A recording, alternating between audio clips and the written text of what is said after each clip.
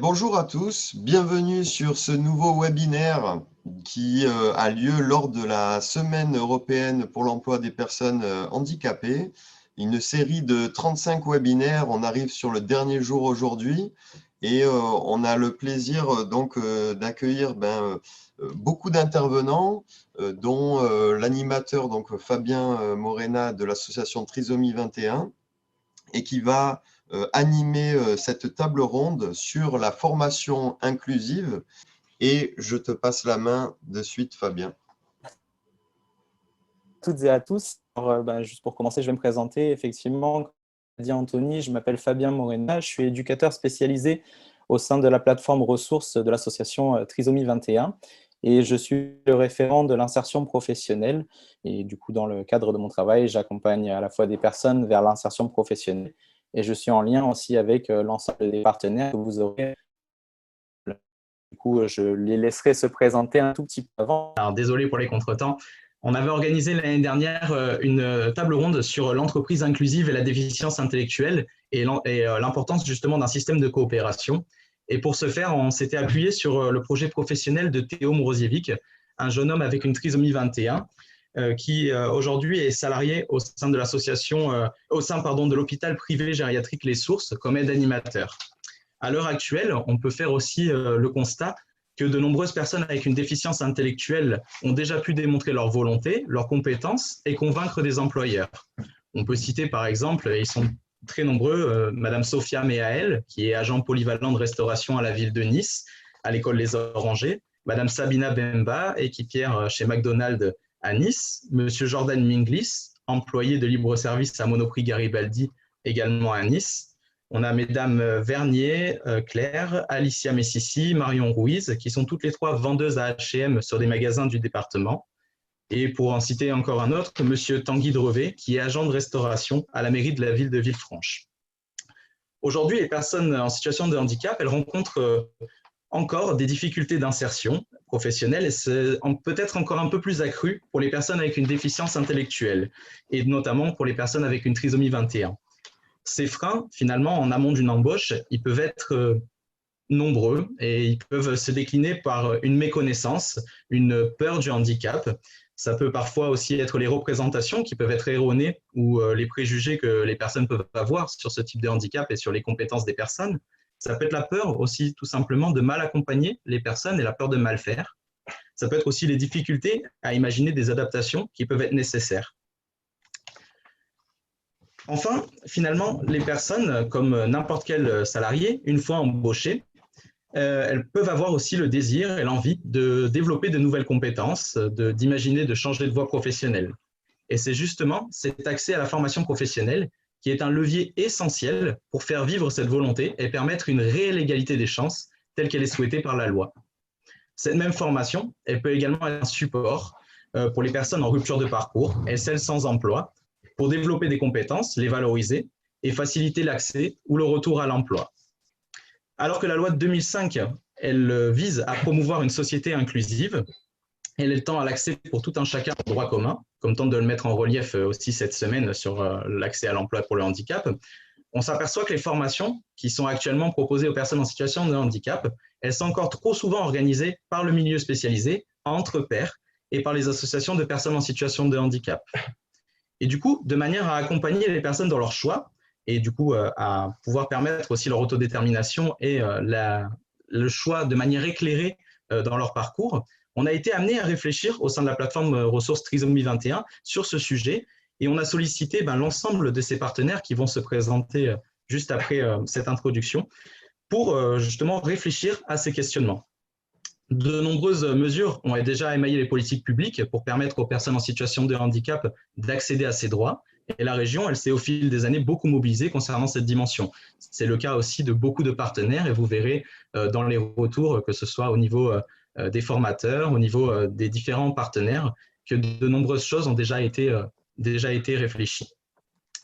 C'est du coup cette question de l'accès à la formation professionnelle qui va être le centre de notre table ronde aujourd'hui, un sujet essentiel pour les personnes démarrant leur insertion professionnelle, leur parcours, mais aussi souhaitant monter en compétences dans leur emploi ou ayant un projet de réorientation, mais aussi pour les organismes employeurs qui ont besoin de salariés qualifiés et qui souhaitent valoriser les compétences.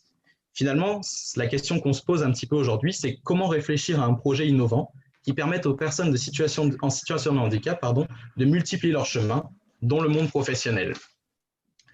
C'est pourquoi je vous propose aujourd'hui que nous fassions un petit tour de table afin que nous puissions tous nous présenter. Et je vous demanderai aussi, du coup, chers partenaires, de pouvoir me dire en quelques mots ou en une petite phrase, finalement, ce qui est pour vous la définition d'une formation inclusive et ce qui ne l'est pas.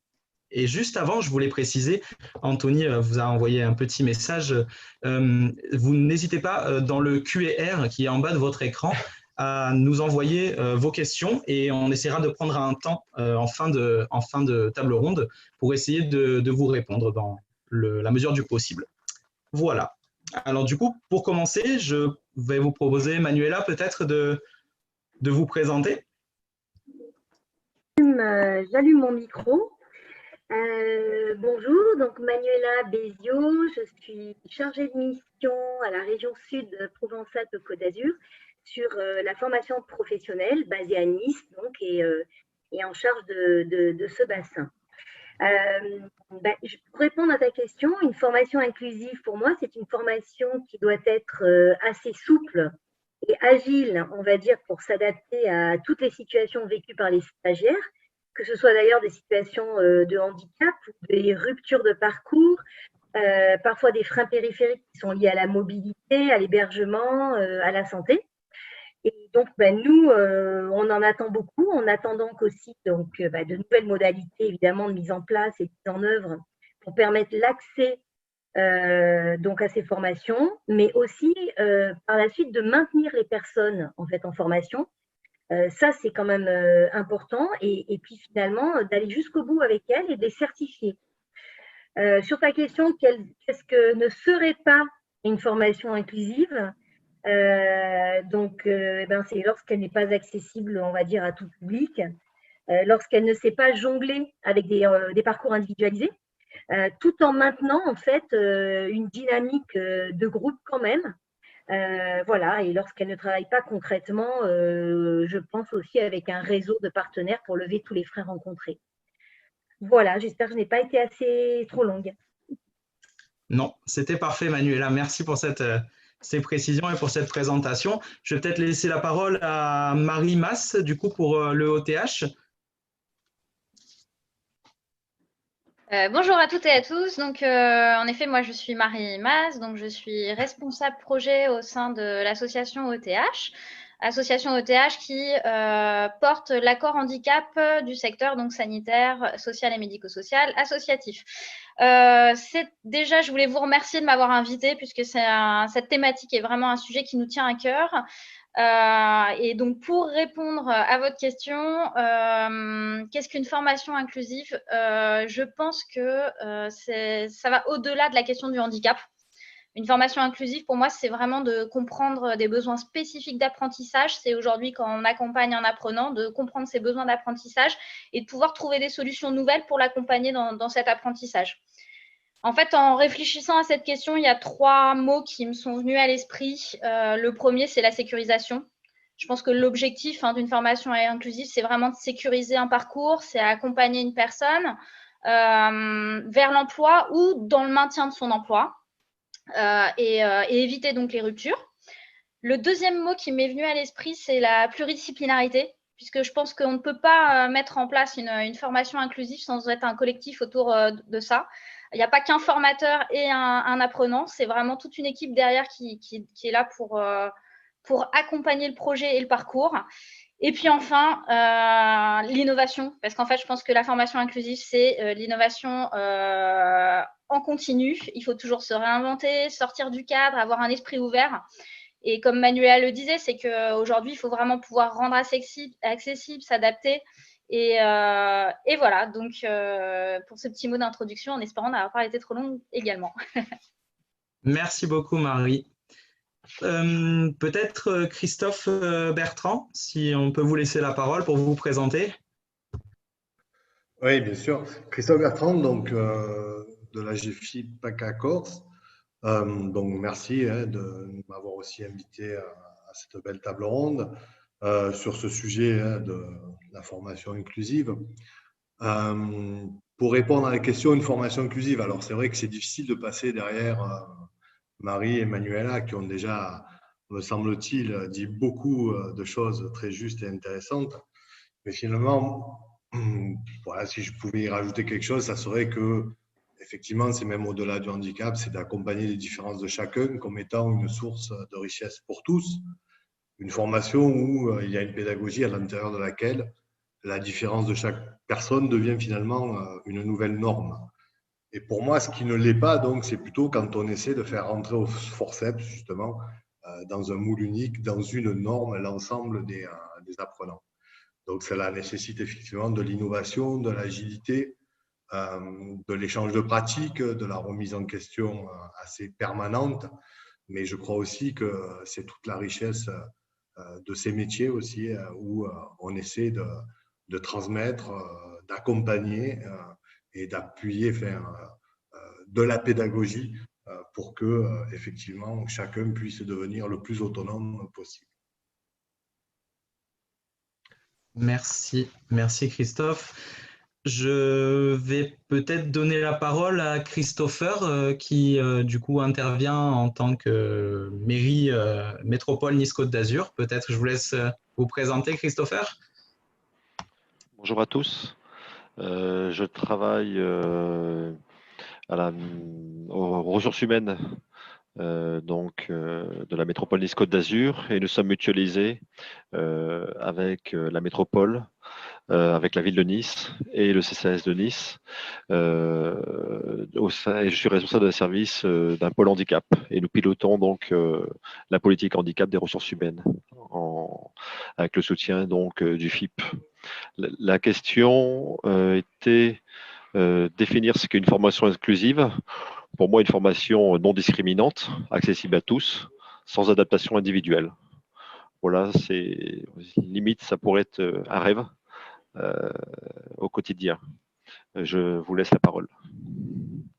Merci Christopher. Peut-être, alors je vois que Magali, du coup, Rouanet est connectée. Si on arrive peut-être à vous entendre, Magali.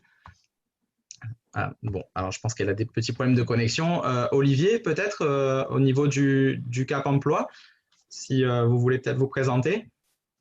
Je me présente, Olivier Le Saint, directeur du Cap Emploi. Donc, oui, formation inclusive, ça nous parle effectivement. Cap Emploi, structure qui accompagne des personnes en situation de handicap, quel que soit le handicap. Beau partenariat avec Trisomie 21 et puis avec d'autres associations. Je vois parmi les spectateurs Alexandre Richon, un rendez-vous est à venir pour développer aussi des partenariats. Voilà. Donc, nous, inclusive, pourquoi? Parce qu'effectivement, on accompagne des personnes en situation de handicap et la notion d'inclusion s'ouvre sur plusieurs thèmes, la fracture numérique, l'âge et bien entendu le handicap. Donc, effectivement, pour moi, comme disait Christophe, comme disait aussi Christopher C., c'est arriver à proposer quelque chose qui permette d'accueillir les publics qu'on accompagne qui sont en situation de handicap, mais souvent aussi tranche d'âge effectivement supérieure à 50 ans ou des jeunes par rapport à Trisomie 21. Donc, il faut vraiment arriver à travailler ces accès pour faciliter l'insertion justement dans les domaines professionnels et surtout de la formation. Merci à vous pour cette belle table ronde et à votre dispo, bien entendu, pour répondre aux questions. Merci Olivier. Alors, je vais laisser la parole peut-être à Vivien Fontaine. Hop. Hop. Les problèmes de connexion nécessitent d'être très très souple. Bonjour à tous, donc Vivien Fontaine. Moi, je suis responsable d'un dispositif qui s'appelle Appui Ressources Environnement sur la plateforme Trisomie 21 Alpes-Maritimes. Ce dispositif, il porte bien son nom. C'est qu'on a voulu, nous, sur la plateforme Ressources Trisomie 21, c'est sortir du paradigme que ce ne sont que les personnes qui ont besoin d'avoir un accompagnement, c'est-à-dire d'être accompagnées dans tous leurs projets de vie, comme ça a été longtemps le cas, et que la loi de 2005, qui prône une société inclusive, elle nécessite aujourd'hui aussi d'aller accompagner l'environnement de droit commun dans tous les champs, hein, j'ai envie de dire, sur la scolarisation, sur l'insertion professionnelle, etc., et notamment sur la formation inclusive. Alors, vous avez tous dit ce que c'était, je pense, hein, la définition, je pense qu'on l'a. La question, c'est la question du comment faire une formation professionnelle inclusive. Donc, les échanges ici vont pouvoir permettre d'aller plus loin dessus, et puis on présentera tout à l'heure cette démarche d'expérimentation parce qu'on va être très humble là-dessus, je pense tous. Hein, on ne sait pas comment faire vraiment formation professionnelle inclusive. En fait, pour accueillir vraiment tout le monde. Voilà. Merci Vivien. Alors j'en profite pour donner la parole du coup à Frédéric Danesi. Eh bien, avec plaisir. Alors, Frédéric Danesi, je suis coordonnateur de l'activité formation professionnelle à l'UFCV PACA. L'UFCV, Association d'éducation populaire, et donc moi je suis principalement sur le secteur de la formation professionnelle, du coup thématique de ce webinaire.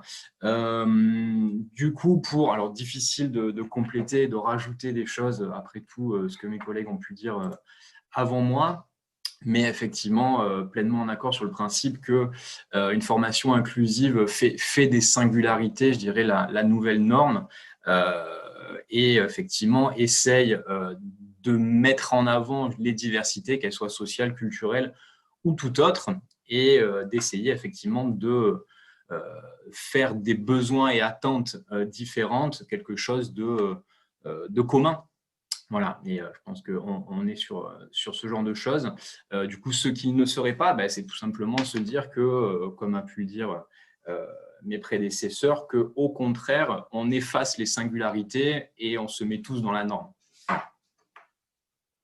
Merci Frédéric. Je passe la parole à Serge Thomaset. Oui, bonjour à tous et à toutes. Serge Thomaset, je suis chercheur dans un laboratoire qui s'appelle ACTE. Et donc, nous établissons un partenariat avec tous les acteurs qui se sont déjà exprimés et ceux qui s'exprimeront tout à l'heure pour mener une expérimentation en appui donc des deux formations qui vont se mettre en place et qu'on va vous présenter tout à l'heure. Qu'est-ce qu'une formation inclusive? Je vais faire une pirouette, j'en sais rien, on verra. C'est l'objectif de la recherche, qu'on puisse effectivement identifier ce qu'est une formation inclusive, effectivement, et aussi ce qu'elle n'est pas. Peut-être donner des filets de sécurité, donner des éléments qui caractérisent non seulement les possibles, mais aussi les difficultés. Je peux vous dire aussi comme élément de cadrage ce à quoi on sera attentif.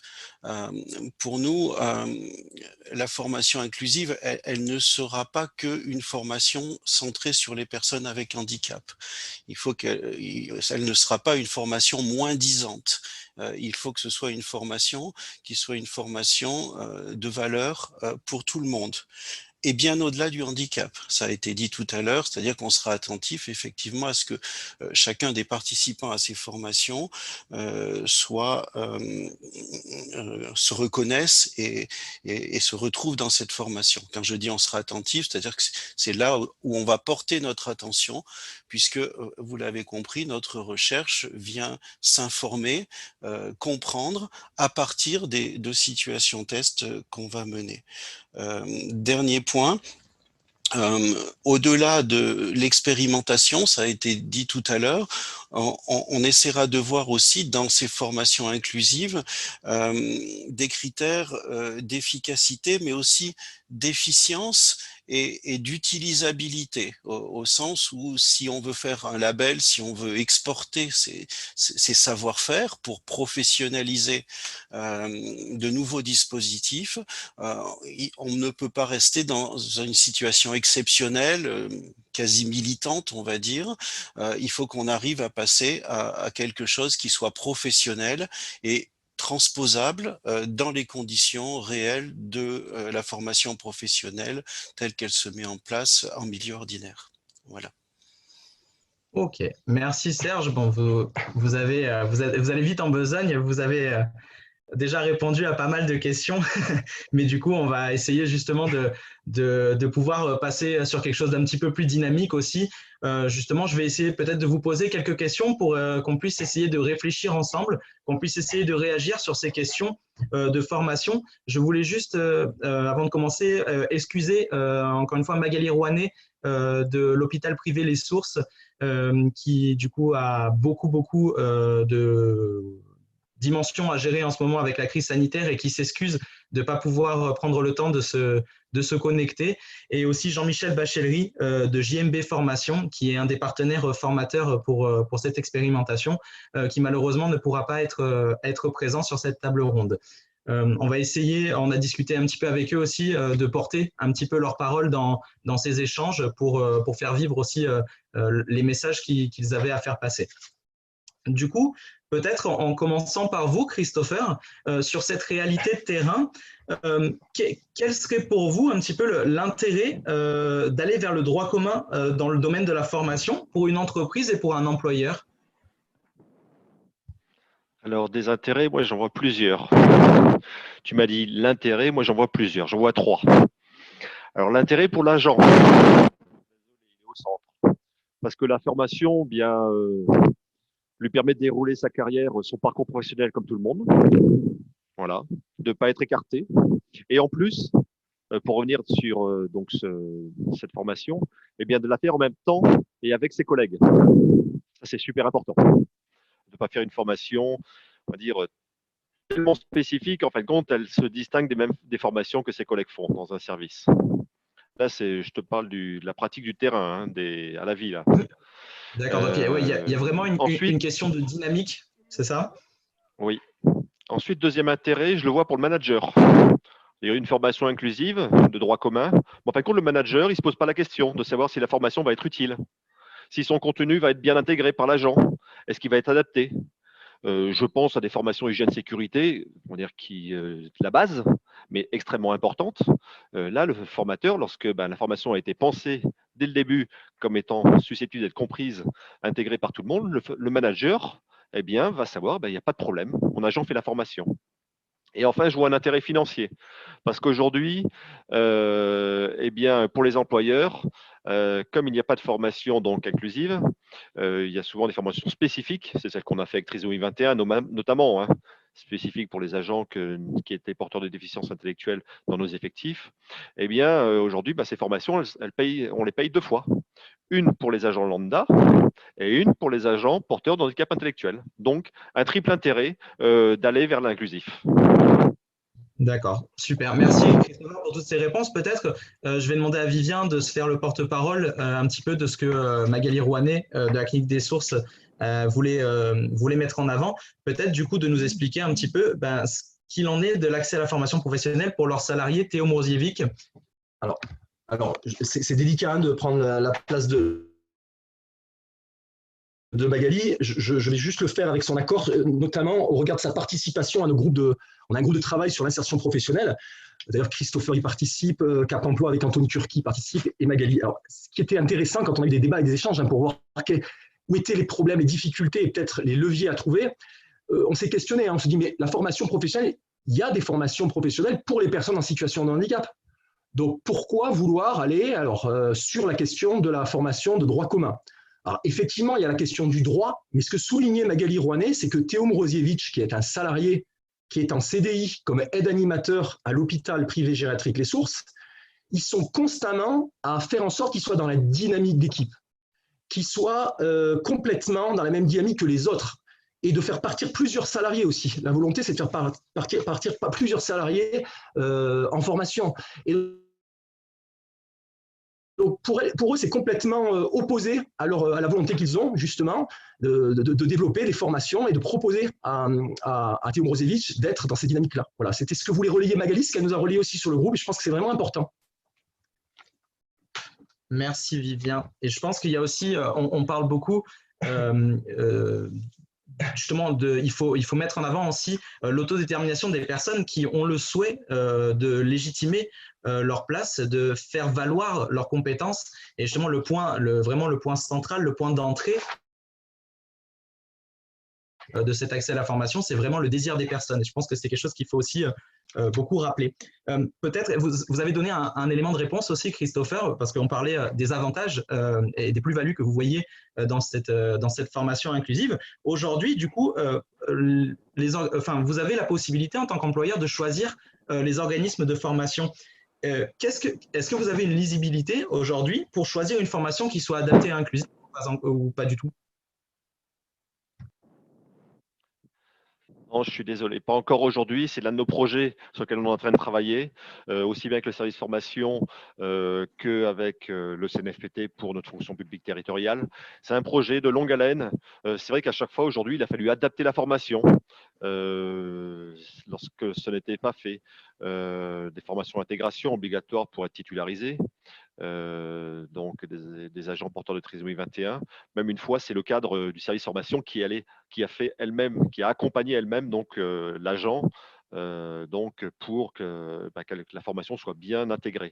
Mais c'est vrai que c'est un travail de longue haleine. Là, il faut qu'on travaille sur le cahier des charges, sur les contenus, et c'est pas facile. Peut-être qu'un label plus tard facilitera ceci. D'accord, justement, on reparlera peut-être de cette question de label parce que c'est aussi un point d'entrée qui permettra un éclairage plus évident aussi sur certains types de formations. Peut-être, Olivier, vous qui êtes du coup en lien énorme sur l'insertion professionnelle des personnes, est-ce que vous repérez vous aussi des freins dans l'accompagnement des personnes au sein de Cap Emploi, justement sur cet accès à la formation et sur le devenir professionnel?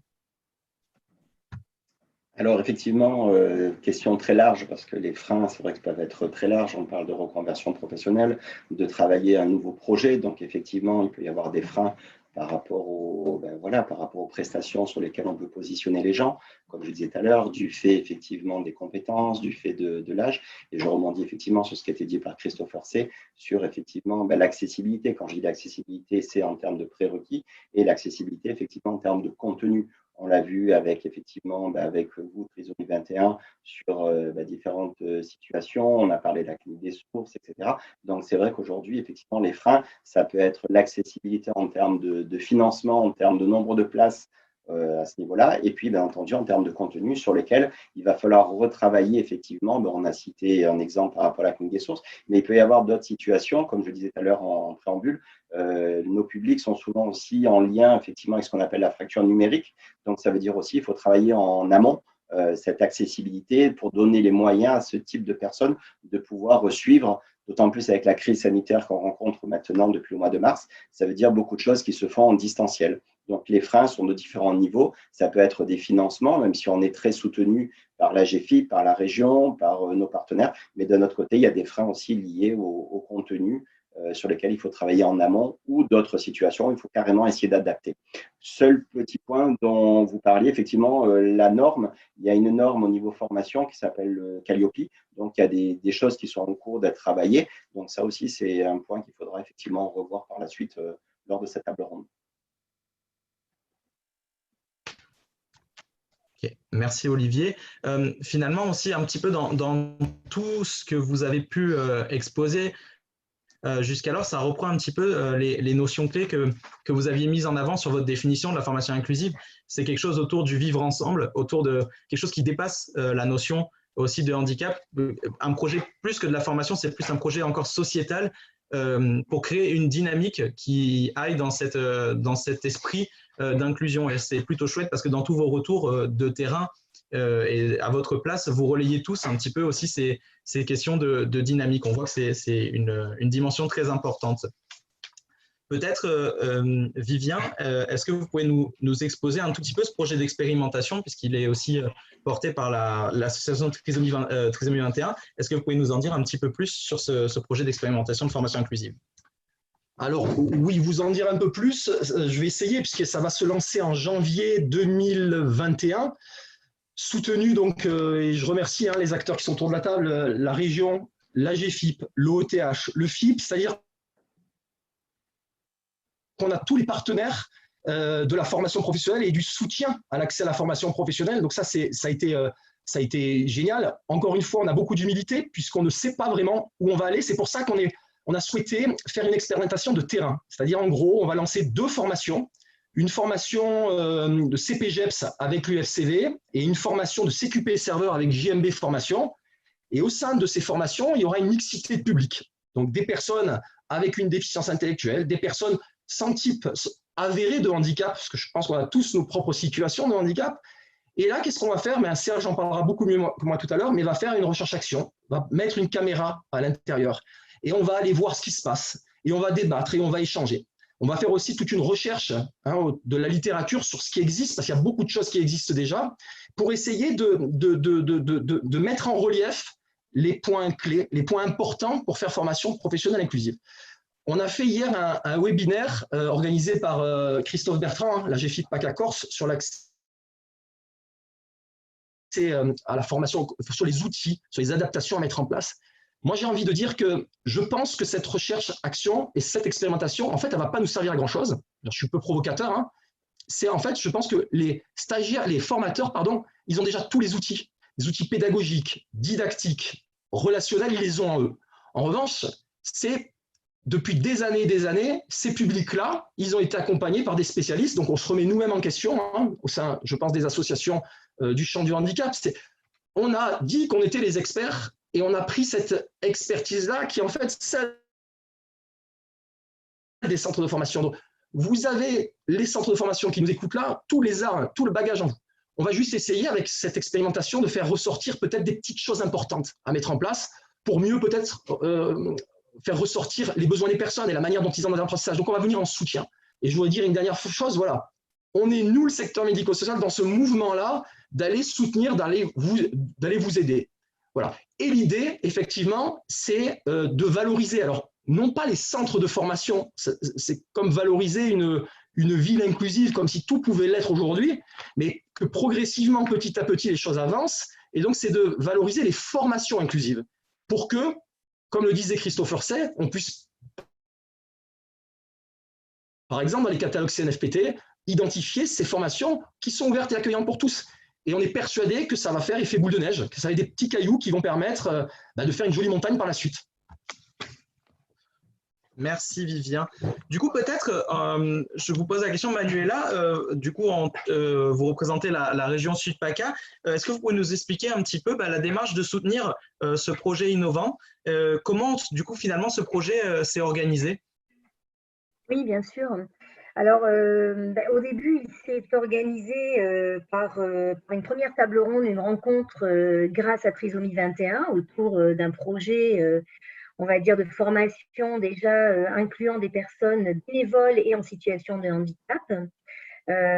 Donc, c'est Vivien qui a créé, qui a lancé en fait ce travail.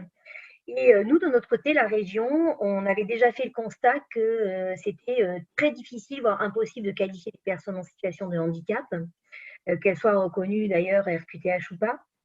Et dans le cadre en fait d'une formation inclusive, il faut rappeler quand même qu'effectivement l'accès à la formation est un droit de tous et que la compétence formative de la région sur les demandeurs d'emploi n'exclut pas donc ces personnes en situation de handicap. Donc, pour aller vers on va dire une société plus inclusive, il faut ouvrir tous ces tiroirs, dont l'un est la formation évidemment professionnelle. Notre diagnostic du côté de la région, c'était de dire que nous avons déjà lancé plusieurs dispositifs. On avait une AMO sur plusieurs années qui a bien accompagné les prescripteurs et les organismes de formation pour rendre plus accessible, en fait, on ne parlait pas encore d'inclusivité, pour rendre plus accessible, en tous les cas, les formations aux personnes en situation de handicap. On a mis en parallèle aussi un dispositif dont a un petit peu parlé tout à l'heure Olivier, de Cap Emploi, qui consistait en fait à dire, eh bien, quand vous entrez dans vos formations de droit commun, une personne en situation de handicap reconnue RQTH, vous avez droit à des places supplémentaires. Voilà, pour une personne intégrée, vous avez droit à des places supplémentaires pour des personnes qui ne sont pas en situation de handicap, pour bien faire le parallèle. Alors, ce qui a été fait, ça a produit des avancées forcément, mais on peut quand même en conclure que ça n'a pas pu se généraliser, ça n'a pas totalement marché. On a continué à avoir des problématiques récurrentes sur l'organisation des rythmes, malgré tout la mise en place des outils pédagogiques qui sont imaginés par les organismes de formation, sur les contenus, l'approche, peut-être aussi sur l'acceptation des autres stagiaires, donc de se mettre aussi parfois à un rythme de handicap, et surtout, je le disais, d'accompagner jusqu'à la fin, c'est-à-dire jusqu'à l'insertion totale. Moi, je me permets aussi dire que ce qui m'a beaucoup intéressée pour le coup sur cette expérimentation, c'est bon, la région évidemment accompagne l'expérimentation et cette idée, elle a été reçue vraiment très très positivement et ils n'ont pas hésité une seule seconde en fait à y aller.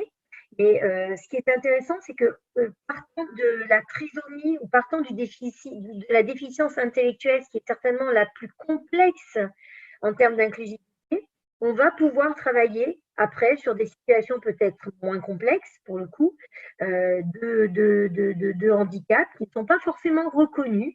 On peut aller jusque effectivement aux ruptures de parcours, aux 10. Tu l'as dit tout à l'heure, Vivien, on a tous notre part de handicap en nous, à un moment ou pas d'ailleurs de la vie. Et c'est de ça qu'on parle aussi aujourd'hui dans une formation inclusive. Ce qui nous a beaucoup plu dans ce projet, du point de vue de la région, c'est de mettre en évidence concrètement les freins en portant le zoom sur deux formations.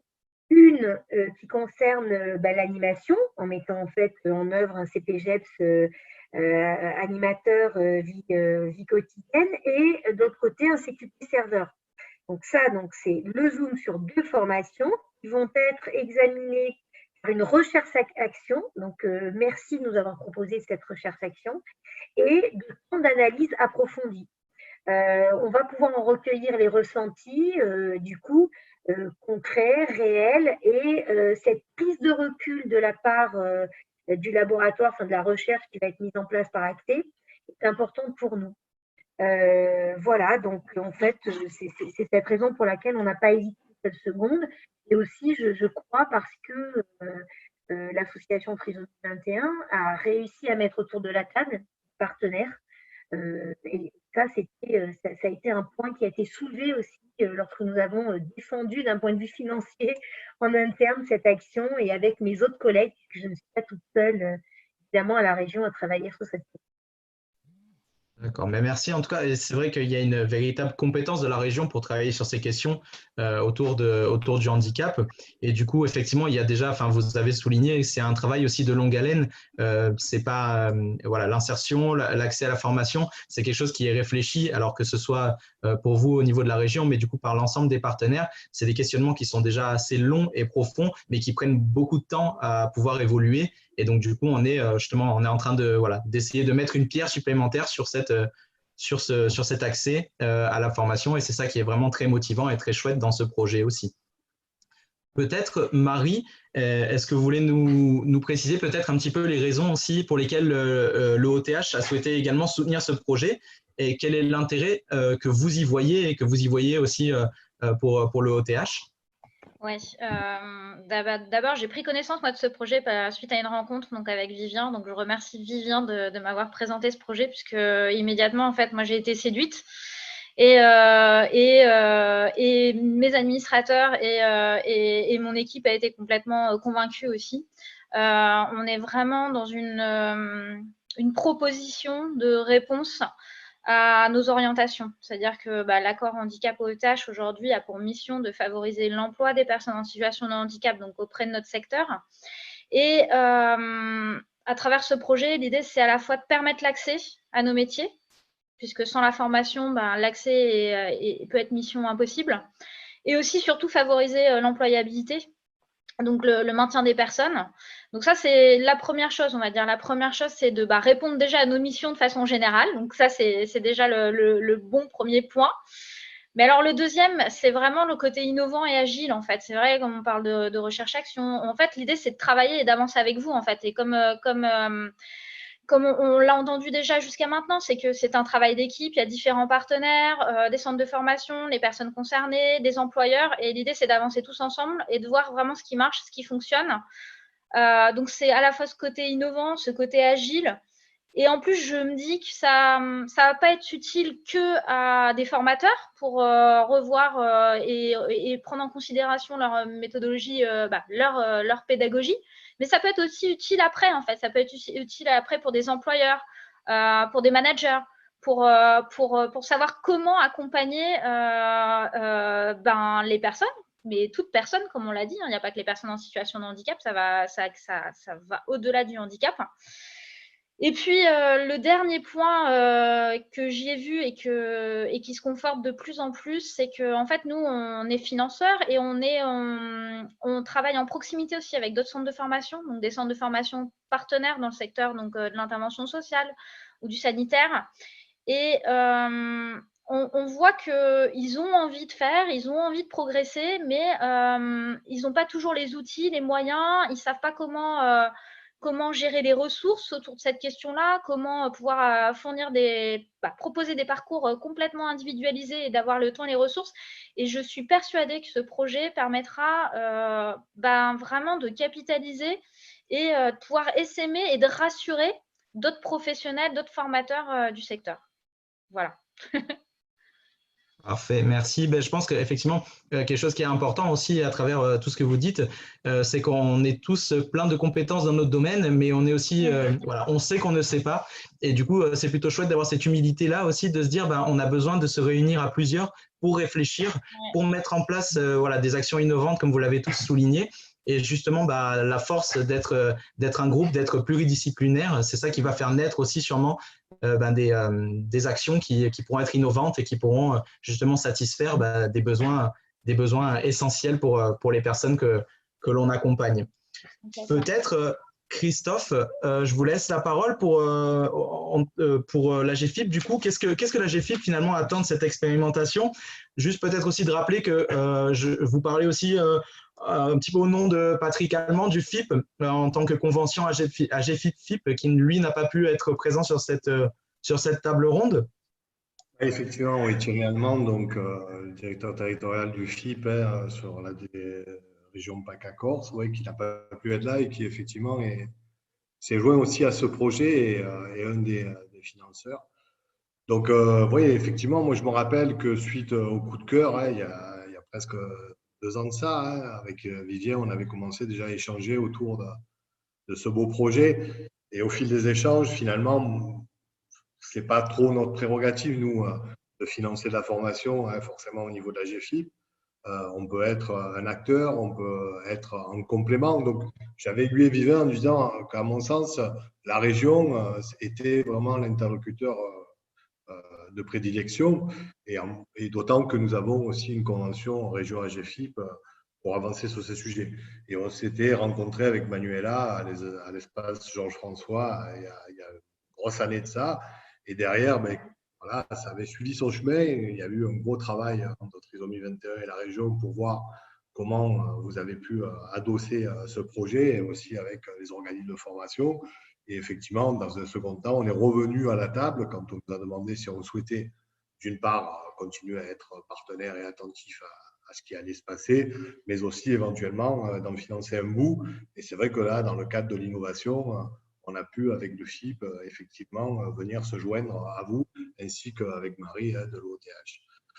Alors, l'intérêt, forcément, la mission de la GFIP, c'est de développer l'insertion professionnelle des personnes handicapées. Donc, l'employabilité, le niveau de qualification, c'est forcément un levier important en termes de compétences pour pouvoir, et d'une part, obtenir un emploi, mais aussi développer, continuer à avoir des compétences au sein de cet emploi, développer son employabilité et donc de maintenir aussi un emploi.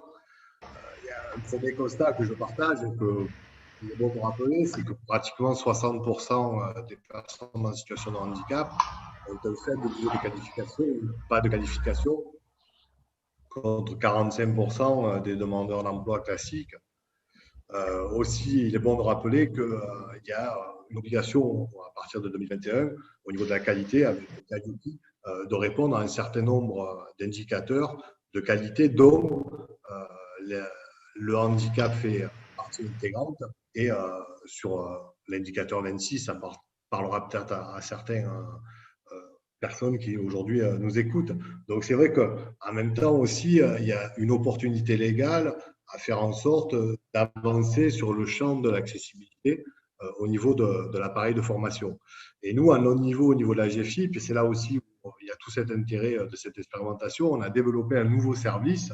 Didier en a parlé tout à l'heure, il a participé à un webinaire qui s'appelle la ressource handicap formation, qui a en gros, on va dire, 2 volets. Un volet de venir un peu fédérer, faire un peu l'assemblier pour des situations individuelles, mais le volet le plus important, à mon sens, c'est de venir en appui sur la professionnalisation des acteurs de la formation, donc par de la professionnalisation, par de l'information, par un appui aussi, on le voit bien, il y a beaucoup d'organismes qui viennent vers nous par rapport à cette certification Calliope, comment aborder le handicap. Autant dire que tout ça nous fait dire que sur ce sujet, il y a un vrai intérêt, mais on a effectivement beaucoup de choses à faire et à développer. À mon sens, l'action qu'on est en train de mettre en œuvre, là, qui va démarrer avec vous en janvier, est une de ces réponses innovantes, agiles, qui se posent ces questions dans la diversité, dans la mixité, avec de l'inclusion qui va bien au-delà du handicap. Et donc, voilà pourquoi et pour toutes ces raisons pour lesquelles nous, au niveau de la GFIP, on est bien très content d'être avec vous et de vous accompagner. Voilà. Après, dernière chose, forcément, ça permettra de mettre en lumière des bonnes pratiques et un label, ça permettra d'essaimer ces bonnes pratiques, de les diffuser. Un label, ça donne aussi de l'image, forcément pour ceux qui seront labellisés, ça permettra de démontrer leur posture d'inclusion, handi-accueillante, etc. Et donc, dans le cadre aussi de quelque chose qui nous est cher, et donc de la RSE, c'est un aspect forcément qui est fort, qui est plus qu'important. Et voilà pourquoi vous avez, et on est très content d'apporter notre contribution à vos côtés. Merci pour cette réponse riche, Christophe. Et en plus, ça me fait réagir parce que vous avez parlé de label. C'est un mot qui a été relayé déjà par pas mal d'entre vous. Justement, c'était un petit peu, puisqu'on parlait là dans la case entre guillemets financeur, Marie, Manuela et Christophe. Donc Christophe, vous y avez répondu un petit peu, mais justement, quel serait l'intérêt aussi selon vous d'un label, Manuela, Marie, quelle reconnaissance, quelle échelle, quelle portée pour avoir ce label? Et voilà, quel avantage il pourrait apporter? Alors, juste une petite remarque sur ce que tu as dit, Christophe. En fait, pour moi, l'action, elle a déjà commencé aujourd'hui. Elle commencera concrètement en termes de formation en janvier, c'est clair. Mais elle a déjà commencé aujourd'hui par ce partenariat qu'on met en place, par toutes les questions qu'on se pose aussi sur comment on positionne les personnes en entrée. Là, des formations, on en a déjà discuté finalement, et je crois aussi Frédéric avec Vivien, notamment sur l'accompagnement au niveau des positionnements et des publics en situation de handicap. Alors, en fait, la question du label, elle n'est pas venue au démarrage spontanément. En fait, on m'a demandé d'objectiver ce projet, c'est-à-dire de donner en fait un objectif à cette expérimentation, parce que faut toujours voir plus loin. Il faut pas faut pas que ça soit juste un coup d'épée dans l'eau. Et donc objectiver cette expérimentation, cette innovation a été donc de pouvoir l'essaimer, la développer, qu'elle puisse porter ses fruits. Sinon ça serait vraiment dommage.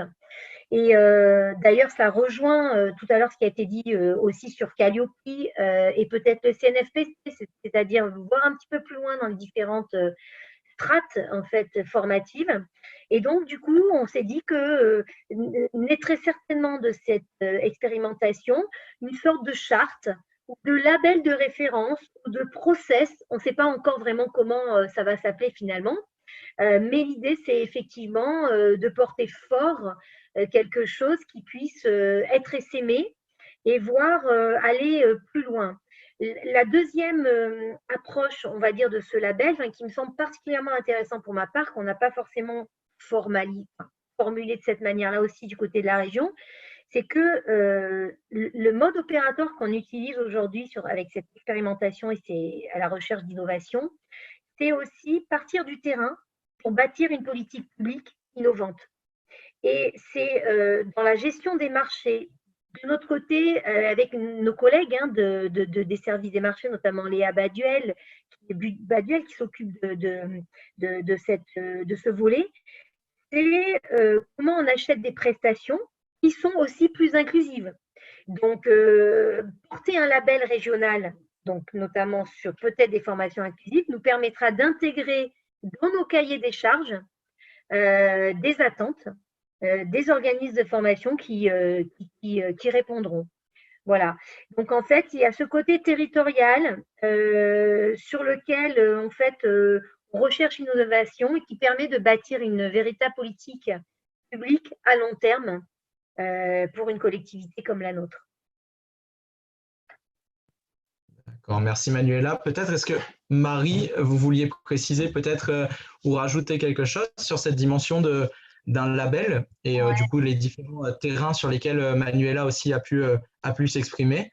Je pense que Christophe et Manuela ont plutôt bien résumé l'intérêt d'un label. Si on partait plutôt si on est plutôt au niveau de OETH et de l'intérêt pour OETH d'un label, je pense que c'est de pouvoir donner un gage de qualité, de rassurer nos adhérents pour savoir vers qui s'orienter pour toute formation inclusive, tout simplement. Voilà. D'accord, merci Marie. Peut-être sur un point de vue de terrain, du coup, au niveau des formateurs, vous, Frédéric, du coup, pour l'UFCV, qu'est-ce que cette expérimentation, elle engage finalement comme investissement pour vous? Pourquoi vous vous lancez dans cette aventure? Vous avez déjà accueilli des personnes en situation de handicap et justement, un petit peu, si vous pouvez nous expliquer votre démarche, est-ce que ça soulève comme questionnement pour vous? Alors, merci beaucoup. Effectivement, donc plusieurs questions. La première, est-ce qu'on reçoit effectivement des personnes en situation de handicap dans nos formations? Effectivement, c'est quelque chose qui arrive régulièrement, alors principalement sur des troubles 10, des troubles du coup cognitifs spécifiques, où effectivement notre démarche, je dirais, et ça va aussi avec ce qu'est l'UFCV en soi, c'est-à-dire qu'on conçoit la primauté de la personne et de se dire qu'on ne cherche pas à anticiper, on cherche à comprendre qui est la personne, puis ensuite à essayer de faire avec dans le contexte effectivement dans lequel elle va se retrouver. Donc c'est effectivement rencontrer la personne. Et il y a plusieurs outils. Alors après, c'est les outils d'organismes de formation, mais de se dire que dans un premier temps, effectivement, on fait un état des lieux de qui est la personne, de ses savoirs, de ses savoir-faire, de ses savoir-être, pour essayer d'avancer au mieux avec elle et de lui proposer du coup un parcours individualisé pour lui offrir toutes ses chances dans son cursus de formation. Mais effectivement, après, ce à quoi on se retrouve très régulièrement confronté, et c'est en ça, effectivement, qu'on est très humble et qu'on essaye, je dirais, de rien inventer. Voilà, on va voir comment ça se passe, on essaye de comprendre comment ça peut se passer, mais il y a toujours cette crainte un petit peu, je dirais, de méconnaissance, de représentation qu'il peut y avoir un petit peu sur tout ce que pourrait engendrer le handicap ou pas. Mais voilà, je sais que c'est un peu les freins sur lesquels peuvent se retrouver nos formateurs régulièrement, mais pour remettre un petit peu l'UFCV au centre des choses, effectivement, comme je le disais, on est organisme d'éducation populaire. Notre premier mot et notre première volonté, effectivement, c'est de balayer toute forme d'exclusion. Donc, effectivement, très rapidement, dans nos métiers d'animateur, parce que c'est ça aussi notre métier initialement, on a fait de la formation par la suite, mais la base de notre métier, c'est l'animation. Et l'animation, au travers de l'éducation populaire, c'est avancer avec l'ensemble des gens et leur apporter pour les faire grandir tout au long de leur vie. Donc, c'est ce qu'on essaye de mettre en œuvre. Et effectivement, des difficultés, oui, parce qu'on le disait tout à l'heure, ça n'est pas la norme, mais on avance avec ces diversités pour essayer d'en faire la nouvelle norme. Voilà. Du coup, il y avait une deuxième question. C'était qu'est-ce que ça engage effectivement comme investissement? Bon, j'ai un peu répondu, mais ce qui nous a vraiment intéressé, voilà, qu'est-ce qui nous a lancé dans cette aventure, c'est vraiment la démarche de projet, c'est ce qui nous motive dans notre vie associative aujourd'hui, tous les jours à l'UFCV. On ne fonctionne pas sans projet, et aujourd'hui, qui plus est, cette thématique effectivement de l'insertion au sens large, pour nous, c'est voilà, quelque chose qui a du sens et qui correspond clairement à nos valeurs. Et effectivement, on ne se sent pas du tout, je dirais, moteur ou, je dirais, légitime si on était seul. Par contre, effectivement, dans un projet co-construit, en coopération avec des acteurs, là, effectivement, on y trouve tout notre sens. Et surtout, c'est ça qui nous a intéressés, c'est de se dire que pour les personnes, se mettre autour d'une table, avancer, réfléchir et proposer quelque chose qui va permettre effectivement, on le souhaite dans le futur, une réelle plus-value pour les personnes. Je ne sais pas si j'ai répondu à tout. D'accord. Merci, vous avez très bien répondu, c'était parfait. Merci. Du coup, effectivement, sans me mettre à la place de Jean-Michel Bachéry pour JMP Formation, mais pour avoir discuté avec lui aussi cette semaine, ce qu'il mettait en avant aussi, c'est que dans l'accueil d'une personne en situation de handicap, on accueille d'abord la personne avant son handicap et qu'il fallait que ce soit justement cette porte d'entrée-là, et du coup de se dire, bah voilà, c'est une personne, on va faire avec ses forces et ses faiblesses peut-être, avec ses capacités peut-être différentes, et justement de construire comme on construirait pour n'importe quel autre formé quand on reçoit des personnes dans la formation. Donc c'est cette question un petit peu aussi chouette de pouvoir se dissocier du handicap et justement d'aller chercher ensuite les outils nécessaires à tout un chacun pour pouvoir être accueilli de manière satisfaisante. Alors, avant de passer la parole aussi à Serge, je ne vous ai pas oublié, Serge, hein, mais du coup, comme je sais que vous aurez un regard aussi très, très transversal sur tout ce qui a été fait, parce que votre recherche-action va porter un petit peu sur différents corps et différents instants de cette expérimentation. Je voulais juste vous poser la question aussi, Frédéric, de la question du label, justement. Quel est l'intérêt pour un centre de formation d'avoir un label? Est-ce que du coup, ça pourrait être vécu comme une plus-value ou est-ce que ça pourrait comporter un risque, être enfermant, justement, cette question de label? Alors, effectivement, pour nous, c'est indéniablement une plus-value. Et je rebondis effectivement sur quelque chose qui a été dit un peu en amont.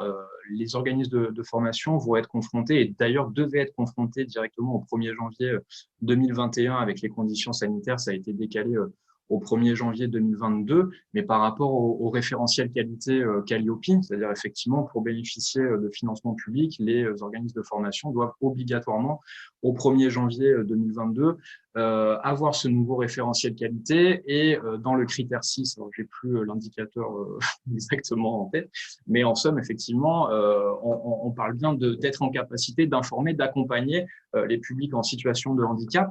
Donc effectivement, je pense que quand on présentera effectivement une réponse à un appel d'offres ou une réponse tout court d'un projet formation, avoir un potentiel label qui justifie effectivement de notre mise en œuvre sur ce sujet-là et de notre prise en compte du sujet dans la mise en œuvre de nos actions de formation, effectivement, je pense que ce ne sera qu'une plus-value et que positif pour les organismes de formation. Et personnellement, en tout cas, j'y vois pas de risque. Alors, et qui plus est, je remets encore une fois l'UFCV sur la table, mais au vu de notre projet, de nos finalités et de ce que peut être l'UFCV, bien au contraire, c'est ce que l'on recherche et absolument pas ce qu'on souhaite mettre de côté. Donc oui, s'il y a label, ce sera évidemment une plus-value. D'accord. Et puis c'est ce que vous souleviez aussi, il me semble, dans les échanges qu'on avait pu avoir au préalable, c'est que finalement, les personnes que vous formez seront amenées aussi, elles, à travailler avec des personnes aussi en situation de handicap. Donc c'est quelque chose qui vient aussi renforcer cet esprit d'accueil total, finalement, de tous les publics. Juste avant de passer la parole à Serge, du coup Vivien voulait juste aussi peut-être préciser un tout petit peu les contours de ce projet expérimental et juste peut-être préciser qu'il y a aussi d'autres partenaires, alors qui ne sont pas avec nous autour de cette table ronde, mais qui sont en tout cas aussi importants dans ce projet de recherche-action et de coopération. Oui, je voulais dire, Serge va vraiment expliquer sa démarche, il le fera beaucoup mieux que moi pour le coup. Juste, je voulais préciser qu'il était associé également en parallèle, dans le cadre d'un comité technique. Il va y avoir effectivement Serge Thomaset en tant que chercheur et son équipe, mais il y aura également 2 personnes. Une personne qui va faire des temps d'échange à la fois avec les formateurs et à la fois avec les stagiaires de formation. ce qu'on a pour avoir le retour d'expérience, leur retour d'expérience. C'était important de le coupler, selon nous, à la recherche-action, parce qu'on voulait aller sur la question aussi des éprouvés, des ressentis, des choses qui sont implicites. C'est-à-dire que peut-être qu'à un moment donné, parce que ce n'est pas qu'une question de pédagogie, peut-être aussi la question de la dynamique des groupes. Quelles difficultés éventuellement peuvent être rencontrées? On avait la dernière fois, justement, sur la RHF, Christophe, justement une formatrice qui disait la question il faudrait absolument sensibiliser. Il faut absolument, on a cette peur-là aussi de ne pas bien faire. Donc, je pense que ça, c'est important de le recueillir. Et ce qu'on fera dans le cadre de ce comité technique, il y aura un retour sur ces retours d'expérience. Et je vais utiliser le fameux mot qu'aime Serge Thomaset, il y aura un dilemme entre la recherche-action et aussi ce temps-là de retour d'expérience qui va permettre justement de se dire, mais voilà, d'affiner les choses et de préciser un peu ces préconisations. Et enfin, on aura la chance d'avoir, donc c'est Ingrid Gallienne qui s'occupera de ceci, on aura la chance d'avoir Marc Blin qui fera, alors une expression qu'il utilise que j'aime bien, qui fera un dérangement salutaire. C'est-à-dire qu'en gros, il va venir un petit peu avec son regard avec une forte expertise sur la question de la formation, mais il est aussi formateur à Trisomie 21 France. Il est également formateur pour d'autres associations. Il va, lui, justement, amener un petit peu ce regard un peu méta pour essayer aussi d'être un peu critique, d'être un peu provocateur, d'aller chercher un petit peu, à la fois Serge, à la fois Ingrid, pour encore une fois essayer d'affiner les choses. Tout ça de manière transversale avec cette revue de littérature pour aller voir ce qui se passe au Canada, ce qui se passe ailleurs, parce qu'effectivement, il y a déjà beaucoup de choses qui se mettent en place. Voilà. Alors Serge, du coup, justement, puisque Vivien vous a un petit peu introduit dans cette dimension-là, comment est-ce que cette expérimentation, comment vous allez procéder finalement dans cette expérimentation pour essayer d'identifier ce qui peut être des leviers, ce qui peut sembler aussi important à la construction d'une formation accessible et inclusive? Alors, je vais dire deux mots effectivement de nos méthodes parce que comment dire, on construit des méthodes en fonction des objectifs. Et là, l'idée, on l'a vu, c'est bien de comprendre, de mieux comprendre ce qui se passe, et par ailleurs de partir de la réalité des terrains. Et pour moi, ce sont deux dimensions importantes. Les outils qu'on mobilise sont principalement empruntés à l'ergonomie. Quand on fait une analyse du travail dans les entreprises, on peut utiliser des outils qui permettent à la fois de détecter, d'appuyer, puisque c'est une recherche-intervention, d'appuyer aussi l'innovation, mais aussi de rendre visibles des éléments qui sont invisibles aux yeux même des acteurs. Parce que on le sait bien, quand on travaille tous, on fait, mais on n'est pas forcément conscient de ce qu'on fait.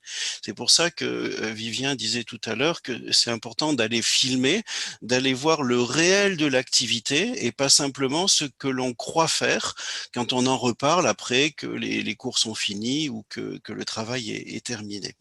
Donc voilà, pour moi c'est un élément important. Juste une petite parenthèse, on arrive à la fin de ce webinaire, je voudrais pas plomber l'ambiance, mais il est clair que Christophe Bertrand l'a dit tout à l'heure, ce projet date déjà depuis de 2 ans. Il faut du temps et on a enfin comment dire, une temporalité pour la recherche. On va pas non plus pouvoir faire des miracles. Si c'était simple, il y a longtemps qu'on l'aurait fait et il y a longtemps qu'on saurait faire. Donc on va essayer effectivement de mettre une pierre non négligeable dans cet édifice et de continuer à bâtir tous ensemble. Mais évidemment, les résultats, j'imagine, dans ces situations singulières sur lesquelles on va travailler, nécessiteront d'être confortés, réappuyés dans d'autres contextes, sur d'autres types de formations, avec d'autres personnes avec handicap, puisqu'on sait bien que à la fois tout le monde est différent, mais à la fois il y a des singularités à certains moments qui peuvent rendre les choses un peu spécifiques. Voilà. Pour terminer, donc, pour répondre à la question, comment on va faire? On va effectivement aller filmer quelques séances de travail sur les terrains, à la fois des enseignements théoriques et des enseignements pratiques. Ça, c'est quelque chose qui va être à négocier aussi avec les formateurs pour qu'on puisse voir des pratiques qui correspondent, on va dire, au réel, au quotidien, pas des choses exceptionnelles, pas des choses magiques, puisque justement, on va se préoccuper après de transfert et de généralisation de ces pratiques. Ensuite, et parce que finalement, quand on filme, on ne voit que ce qui est mis en place, on va avoir besoin de recueillir beaucoup plus que ce qui a été fait, toute l'expertise qui fait que les gens font ce qu'ils font. Donc, on va faire des entretiens qu'on appelle des entretiens d'autoconfrontation, qu'on va faire individuellement pour mieux comprendre ce qu'a fait chaque acteur, et puis pour monter en compréhension, en généralisation, on va croiser ces entretiens entre tous les acteurs. C'est pour ça qu'on est très heureux qu'il y ait 2 sites et puis des acteurs de cultures différentes à certains moments, ce qui permettra de se débarrasser, tant que faire se peut, des contextes et en arriver à des pratiques qui soient plus génériques et plus transversales. Ce qui fait que, enfin, je pense, vous l'avez compris, les besoins des personnes, bien souvent, on les connaît parce que le secteur médico-social a pu travailler et a une grande efficacité dans ce domaine. Les besoins des formateurs et les besoins des organismes de formation, on les connaît moins. Et c'est pareil dans l'école, c'est pareil dans plein de domaines. Tout se passe comme si on pourrait croire que quand on connaît les besoins des personnes, on va savoir y répondre. Ben non, les métiers devront évoluer et c'est ce type d'accompagnement qu'on voudrait favoriser en comprenant mieux les glissements, mais aussi les difficultés, mais aussi bien évidemment les savoir-faire qui seront à développer pour prendre en compte l'ensemble des personnes dans nos formations. Voilà en 3 mots. D'accord. Merci, merci Serge. Peut-être il est déjà 11h15, on arrive gentiment vers la fin de cette table ronde. Peut-être on peut essayer de prendre quelques questions et réponses, quelques questions, pardon, et vous proposer quelques réponses. Je regarde juste dans le chat, je vois que par exemple Sylvie Courset nous demande pourquoi les formations montrant des inclusions dans différents métiers, emplois ne sont pas proposées d'office aux employeurs, à leurs employés, au même titre que les formations qu'ils ont sur des questions de sécurité ou de feu. Alors peut-être que cette question, elle s'adresse plus à des employeurs, du coup à des formations générales sur le handicap, sur la connaissance du handicap, peut-être plus qu'à des salariés en situation de handicap qui voudraient, eux, se former pour monter en compétences. Mais en tout cas, effectivement, c'est peut-être une question aussi très intéressante qui mérite d'être soulevée. N'hésitez pas, hein, du coup, tous les participants autour de la table ronde à rebondir sur certaines questions.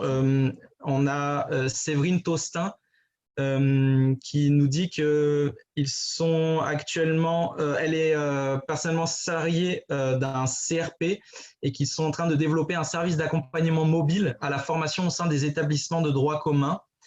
Olivier, peut-être vous vouliez intervenir sur cette question-là.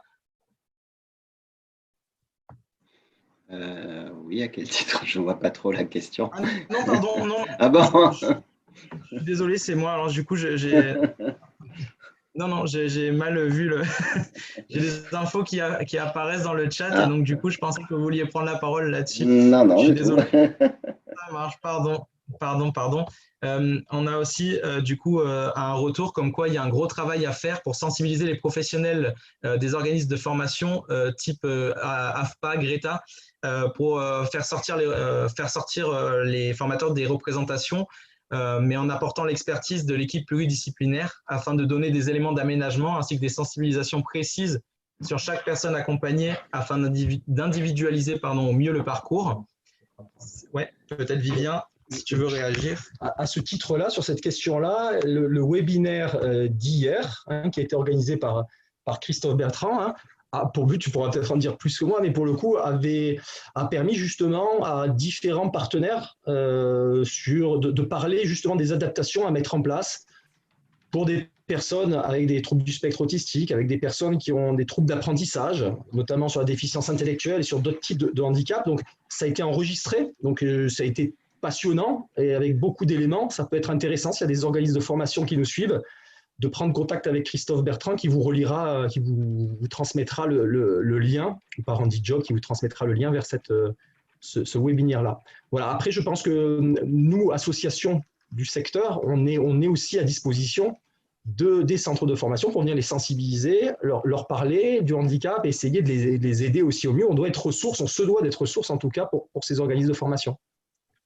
Je me permets de répondre à ta question, Vivien, et de faire un petit peu le lien aussi avec ce qui a été dit juste avant, la question concernant le CRP et l'équipe mobile. Bon, effectivement, là, le webinaire qui s'est déroulé hier, ça a comme vocation d'être en appui des acteurs de la formation, de les sensibiliser au handicap, de leur donner aussi des options, d'aider à identifier des acteurs qui peuvent être mobilisés.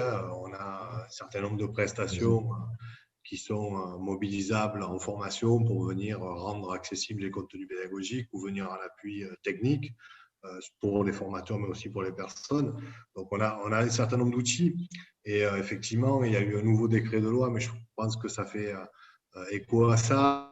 Les CRP sont en train aussi de développer une mission d'appui aux organismes de formation de droit commun. Alors, j'imagine que les choses ne sont pas encore tout à fait mises en œuvre avec des équipes de partout et sur chaque territoire. Et je pense qu'on va tous, les uns et les autres, en bonne intelligence, agir en complémentarité.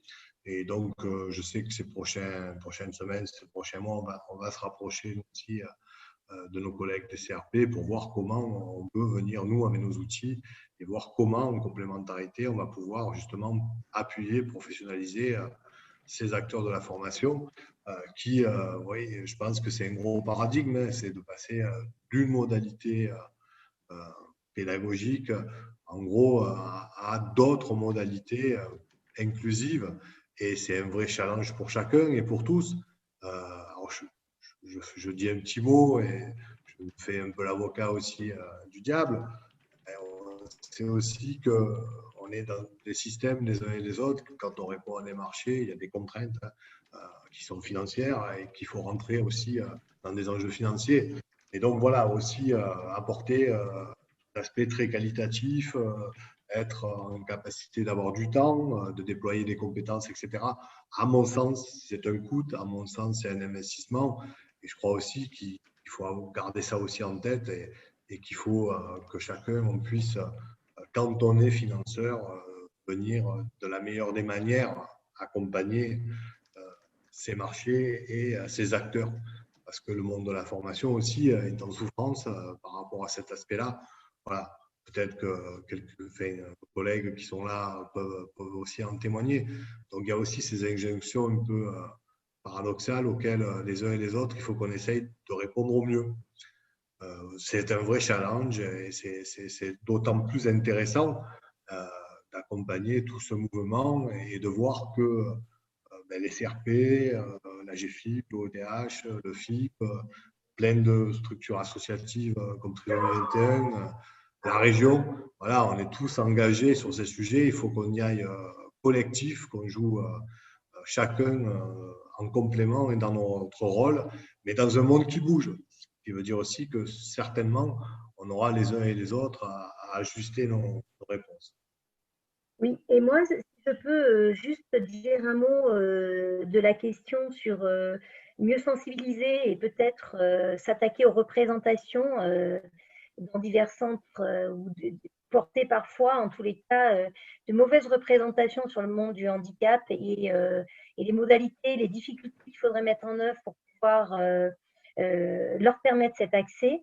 Il a été cité 2 centres, là, l'INSPA et le GREPA, qui sont, c'est vrai, des grands organismes de formation en termes de quantité. Ce sont des organismes, on va dire, plutôt rattachés au secteur public.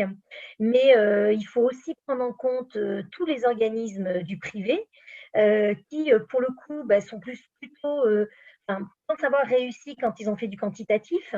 Or, aujourd'hui, on voit très bien que la réussite, ce n'est pas forcément le quantitatif, c'est justement le qualitatif pour tous dans cette société, et qu'on ne peut pas s'appuyer que sur des personnes qui, comme vous tous autour de la table aujourd'hui, avaient la passion, avaient l'envie de changer la société pour qu'elle devienne inclusive, dans tous les cas d'y contribuer.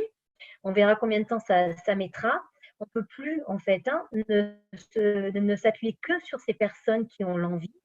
Et il faut passer un cran au-dessus pour tous et faire adhérer, je crois, autour de ce projet, qu'on tire, en fait, la société un petit peu plus loin. Et donc vers du qualitatif et non pas du quantitatif. Rebondir sur ce que tu dis, pardon, Manuela, pour rebondir sur ce que tu dis, juste, je crois que c'est ça qui est important. Je me rappelle une sensibilisation dans une classe de 6e. On fait des sensibilisations en binôme, un professionnel ou un parent avec une personne qui a une déficience intellectuelle. Il y a une élève un jour qui se lève et qui lui dit, mais monsieur, voilà, mais si on était plus avec eux, on en aurait moins peur. Moi, j'ai l'impression aussi que le levier pour pouvoir permettre à terme, dans les années à venir, la formation professionnelle inclusive, l'insertion professionnelle, tout ce que vous voulez, faciliter toutes ces choses-là, c'est justement d'aller, dès le plus jeune âge, aller sensibiliser, aller faire évoluer les choses. Là, on est sur une autre expérimentation sur le centre Animanis Costanzo, avec la ville de Nice, pour essayer de le rendre 100% inclusif. Mais on voit que les logiques, même des infographistes qui travaillent sur les plaquettes pour les rendre faciles à lire et à comprendre, ce n'est pas nous qui le faisons, les aide, mais ça les a complètement, comme le dit Charles Gardou, un anthropologue, fait sortir de leur précaré. C'est-à-dire qu'ils avaient des chartes graphiques à la mairie Nice, Christopher pourrait, il devait y rester, ça les a poussés à sortir de leur charte graphique. Et ils disent aujourd'hui, mais elle est beaucoup plus jolie, cette plaquette que vous nous proposez, etc. Donc j'ai envie de dire, c'est en allant un peu dans tous les espaces de la vie, que ce soit, on va voir tout à l'heure avec la table ronde santé inclusive, mais aller sur la vie sociale, sur l'école, c'est là qu'on va faire changer le regard, la question du regard, et progressivement, je pense que les choses vont, j'ai l'impression, et je l'espère, elles vont se libérer parce que parfois, tout le monde a les compétences en soi, sauf que il n'ose pas se le dire ou en a peur. Je vais rebondir 2 secondes sur ce que tu viens de dire. Mais je l'ai dit tout à l'heure dans mon propos, on est dans une société qui est très normée et on a du mal à faire sortir de la norme. On peut prendre des exemples, même en situation de travail, des grandes entreprises où il y a un dress code et tu n'as pas la cravate, tu n'as pas le costard, et si tu ne pars pas à 8 heures de ton bureau, tu n'as pas fait le boulot, même si de 5 heures à 8 heures, tu n'avais pas de travail ou tu faisais autre chose, même si tu aurais pu venir. Bon, voilà, et c'est ainsi, et malheureusement, ça exclut beaucoup de richesse, beaucoup de diversité, beaucoup de créativité, et ça exclut un pan de la société qui pourtant, on peut le regarder de manière très cynique et pragmatique, sont aussi des consommateurs, sont aussi des citoyens, on peut le prendre à toute échelle. Et pour rebondir sur ce que disait Manuela, effectivement, la sensibilisation au handicap, c'est un vrai enjeu, et il faut qu'on puisse accompagner ces organismes, mais comme je l'ai dit tout à l'heure, Calliope a cette certification de qualité qui va beaucoup plus loin que ce qui existait jusqu'à présent. Jusqu'à présent, on était beaucoup sur du déclaratif. Avez-vous un référent handicap? Oui. Voilà, mais j'exagère à peine. Mais aujourd'hui, il va falloir vraiment répondre. Et tous les 3 ans, on repassera au crible d'une certification avec un auditeur. Il va falloir la payer, cette certification. Il va falloir payer l'audit. Il va falloir rentrer dans ces clous-là. Alors, on a besoin de tout. On a besoin d'engagement, on a besoin de militantisme, on a besoin d'aspects légaux aussi, pour nous inciter, nous obliger à aller sur ces chemins-là. Et c'est sûrement le cumul de tout cela qui nous fera faire le chemin. Mais c'est vrai que force est de constater ensemble que du moins sur ce paysage-là, on est loin d'être dans les clous, mais on est en route. Voilà, on est en route et c'est quand même ce message-là qui est important. Et cette expérimentation, et tous ceux qui sont autour de la table en ont témoigné, on est en route, on est ensemble et on avance. Et comme tu l'as si bien dit, Manuela, on a déjà démarré. On est en train de faire et voilà, c'est super et très, très enthousiasmant.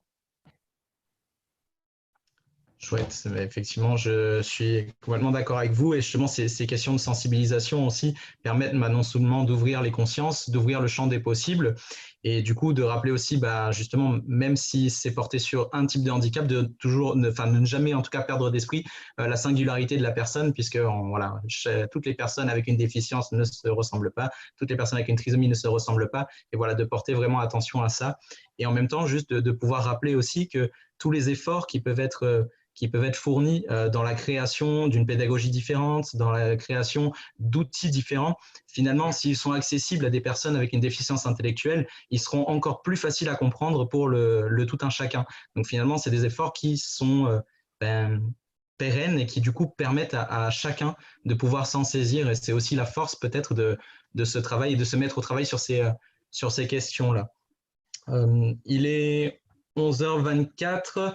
Je voulais juste aussi peut-être souligner qu'on a eu un pic, si on peut dire comme ça, à 72 personnes lors de cette table ronde.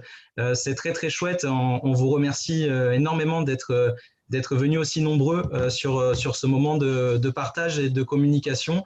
On est ravis que ces questions autour de l'inclusion et de la formation professionnelle puisse vous intéresser et puisse justement vous amener aussi à réfléchir et à aller de l'avant dans ces questionnements.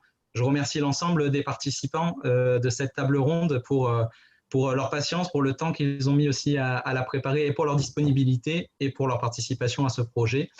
Merci à HandiJob aussi de nous avoir accueillis et de mettre en lumière aussi ce projet-là. Donc, merci à tous les participants, merci à tous les conférenciers pour cette table ronde très intéressante. Je voulais souligner qu'aujourd'hui, on arrive au dernier jour de la semaine et on souhaitait donc remercier tous les participants. On a été plus de 1500 à participer à tous les webinaires. Il y en a 35 au total sur le long de la semaine. Il en reste quelques-uns dans la journée. On vous invite à y participer. Ça a représenté aussi plus de 70 conférenciers qui ont assuré la qualité de tous ces webinaires. On remercie nos partenaires qui ont pu nous aider à mener en fait à bien tous ces webinaires, la GFIP, l'association Trisomie 21, Keops et bien d'autres. Et au vu du succès de cette semaine, on ne va pas attendre l'année prochaine pour faire de nouveaux webinaires. Vous allez nous revoir très vite. Et on vous invite à nous suivre sur nos réseaux, sur la chaîne YouTube HandiJob, que vous pourrez revoir les replays de pratiquement tous les webinaires. Et on vous enverra de toute façon les accès par mail. Et donc, les webinaires y continuent, puisqu'on enchaîne tout de suite. Donc, on vous laisse un quart d'heure de pause.